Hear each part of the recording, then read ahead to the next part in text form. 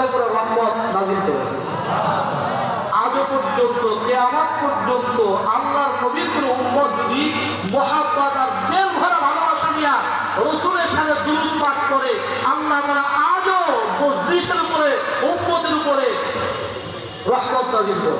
এজন্য যেই মজলিসে দুরূদ পড়া হয় আমরা সেই মজলিসকে মূল্যায়ন করব দুরূদের মাধ্যমে।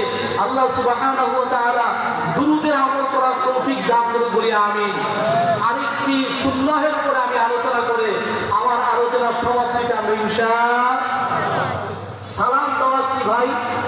সুন্নাহ। কথা বলেন না, সুন্নাহ। ওই পিছনের লোকেরা বলে না। সালাম দেওয়া কি? আসলে কি এই দুইটা সালামের একটাও কি শুদ্ধ হয়েছে? শুদ্ধ সালাম কি? আসসালামু আলাইকুম। আপনারা সবাই বলেন আসসালামু আলাইকুম। আবার বলেন আসসালামু আলাইকুম। আবার বলেন আসসালামু আলাইকুম। মাশাআল্লাহ, তালিম হয়ে গেছে। আসসালামু আলাইকুম শব্দের অর্থ হচ্ছে আপনার প্রতি বা তোমার প্রতি আল্লাহর শান্তি বর্ষিত হোক। এটা কি সম্মান না দোয়া?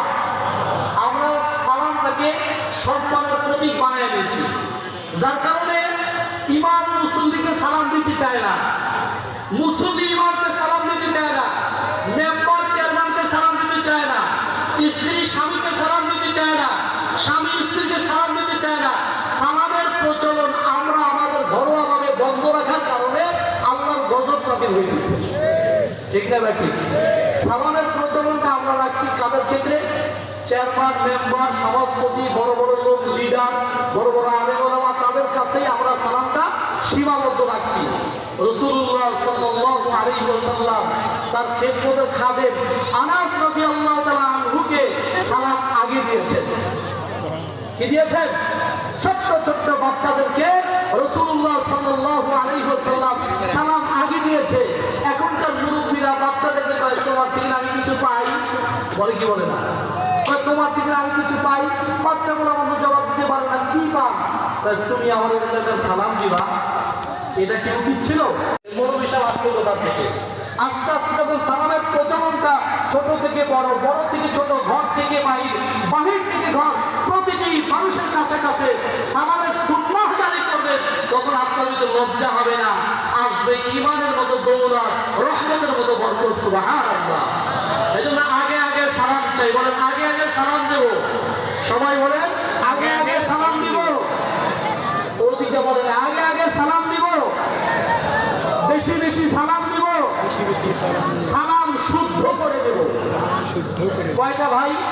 আগে আগে সালাম দিব, বেশি বেশি সালাম দিব, সালাম শুদ্ধ করে দেব। সালাম যদি দেয় তাহলে সালামের জবাব নেওয়া কি ওয়াজিব। মাশাআল্লাহ, আপনারা সবাই মুফতি। সালাম দিলে সালামের জবাব নেওয়া কি ওয়াজিব। অনেকে তো আছে সালাম দিলে উত্তরে আছে না নাই? এই যে এরকম করে, এটা কি সালামের জবাব? না, এটা যে অসম্ভব। উচ্চারণে সালাম দিয়েছে, যেই শব্দে সালাম দিয়েছে, প্রতি উত্তরে ওই রকম ভাষা নিয়া, ওই রকম শব্দ নিয়া সালামের জবাব দিতে হবে। ওয়া আলাইকুমুস সালাম, এভাবে আসসালামু আলাইকুম, ওয়া আলাইকুমুস সালাম। আল্লাহ তাআলা আমাদের সকলকে এই সুন্নাহের উপরে আমল করার তৌফিক দান করুন।